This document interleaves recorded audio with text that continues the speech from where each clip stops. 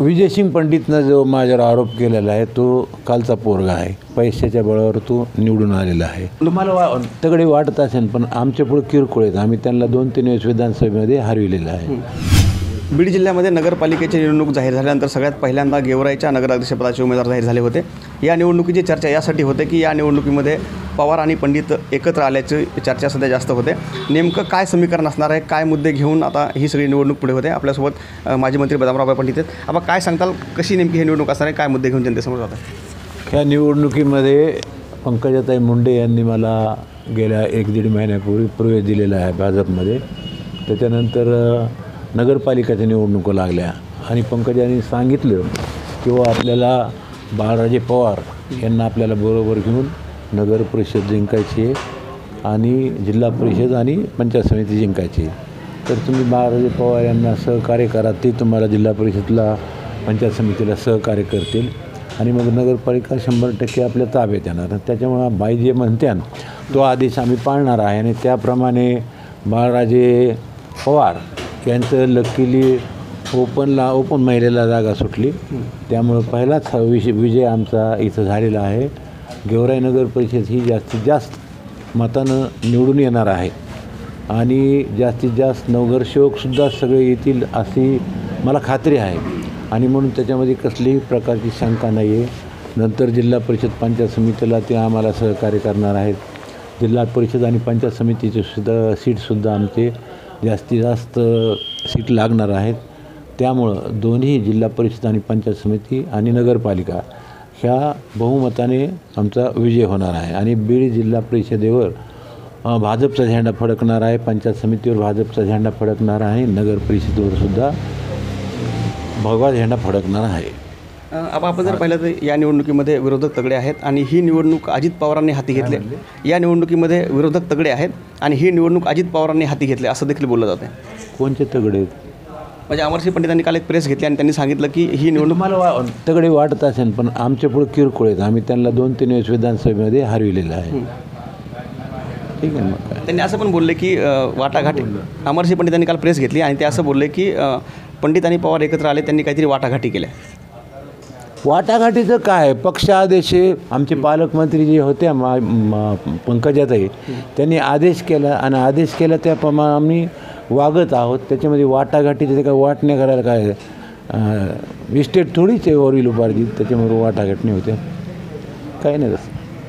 काय नेमकं व्हिजन असणार आहे, काय मुद्दे घेऊन तुम्ही जनतेसमोर जाणार? मुद्दे म्हणजे आता नगरपालिका जर 1-2 वेळ जर सोडलं तर पहिल्यापासून पाटील घराण्याशी ताब्यात नगरपालिका आहे. कामंही त्यांनी भरपूर केलेली आहेत. या 10 वर्षामध्ये लक्ष्मण पवार हे माजी आमदार यांनी विधानसभेच्या निधीमधून गेवराईमध्ये खूप मोठे विकासाचे काम केलेत. पैठणून पाणी पुरवठ्याची योजना आणलेली आहे. इतर रोडची कामं केलेली आहेत. घरकुलाचे कामं समाधानकारक झालेले आहेत. त्यामुळं रस्ते नाल्या सगळंच आलं, विकासात्मक कामं केलेली आहेत.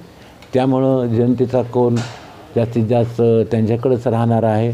त्याचमुळं आमचं बी सहकार्य बाळराजेला राहणार आहे. त्यामुळं निसंकोच जास्तीत जास्त मतानं नगर परिषद येणार आहे. आमदार विजयराजेंनी असा एक आरोप तुमच्यावर केला होता 2 दिवसापूर्वी पत्रकार परिषद घेऊन की तुम्ही स्वार्थासाठी एकत्र आहात. म्हणजे पवार आणि पंडित हे स्वार्थासाठी एकत्र आलेत. त्यांचा याच्यामध्ये जनतेचा विकास नाही तर यांचा स्वार्थ आहे.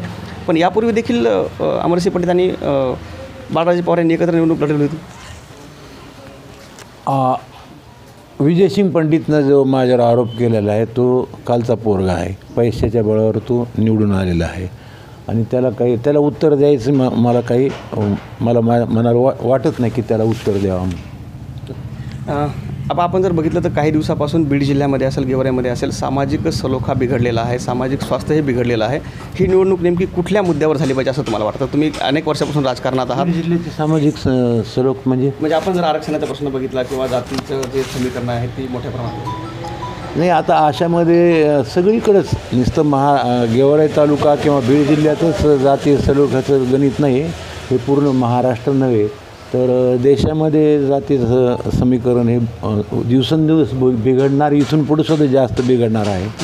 नुसतं गेवराई आणि बीड जिल्ह्यापुरतंच नाही आहे. मग तुम्ही आता गेल्या अनेक वर्षापासून आम्ही तुम्हाला राजकारणामध्ये पाहतो, तुम्ही अनुभवी आहात, खूप वर्षापासून तुम्ही माजी मंत्री आहात, आमदार राहिलेले आहात.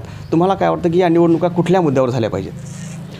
ह्या माझ्या गेवराई तालुक्याची जी निवडणूक आहे, मी पहिल्यापासून 2 वेळेस अपक्ष राहिलेलो आहे. पक्षाकडून नव्हतं राहिलो, नंतर राष्ट्रवादीकडून मी आमदार झालो आणि पहिल्यापासून मी गोपीनाथराव मुंडे यांचं नेतृत्व खाली मी काम करत असल्यामुळं सर्व जाती धर्माच्या लोकांना धरून मी चाललेलो आहे. त्यामुळं मी या तालुक्यामध्ये आता जी निवडणूक झाली विधानसभेची त्याच्यामध्ये मला जवळजवळ 73,700 मतं मला लोकांनी दिलेले आहेत सगळ्या जाती धर्माच्या. त्यामुळे गेवराईमध्ये जाती धर्माचा काही प्रश्नच येत नाही. सगळे लोक माझ्या पाठीशी आहात आणि त्यामुळे ही निवडणूक आम्हाला सहज नगरपालिकाची आमच्या ताब्यात येऊ शकते. आता फक्त एवढंच पाहायचं आहे की किती मताने आम्ही ही निवडणूक जिंकणार आहोत आणि समोरचे जे विरोधक आहेत त्यांना आम्ही कसे झोपविणार आहोत एवढंच पाहायचं आहे मला. काय नेमकी तयारी केली विरोधकांना झोपवण्याची? त्याला झोपायची तयारी केली. काय नेमकी तयारी केली? आता झोपीत कसं असेल? काय मुद्दे भाषणामध्ये काय होणार? काय नेमकी भाषणात सांगणार काम करणारे जे पाटलाच्या खानदानीमध्ये जवळजवळ बऱ्याच वर्षापासून ही नगरपालिका आहे, त्यांचं कामसुद्धा तुमच्या डोळ्याने पाहिले. फक्त नगरपालिकेतच नव्हे तर आमदार झाल्यानंतर त्यांनी तालुक्यामध्ये विकासात्मक कामं केली. प्रत्येक गावाला रस्ते चांगले रस्ते त्यांनी नितीन गडकरी साहेबांच्या मार्गदर्शनाखाली ते कामं केलेले आहेत. मी सुद्धा जवळजवळ 15 वर्षापासून या तालुक्यामध्ये कामं करीत आहे. कामं भरपूर केलेली आहेत. त्यामुळं जनता काही नाराज नाही आहे. त्यामुळं लोक माझ्या पाठीशी आहेत. बाळराजेदादा पवारच्या त्यांच्यासुद्धा पाठीशी आहे. तर निश्चितच माजी मंत्री बदामराव पंडित होते. त्यांनी सांगितलं की जनता आमच्या पाठीशी आहे. ही निवडणूक आम्ही कुठल्याही स्वार्थासाठी नाही तर गेवराई तालुक्याच्या गेवराई शहराच्या विकासासाठी लढत आहोत आणि या निवडणुकीमध्ये यश त्यांना निश्चित मिळेल असा विश्वास त्यांनी व्यक्त केला आहे. कारण मुकुंद मी आप्पासाहेब मोरकर, लोकाशा TV, गेवराई, बीड.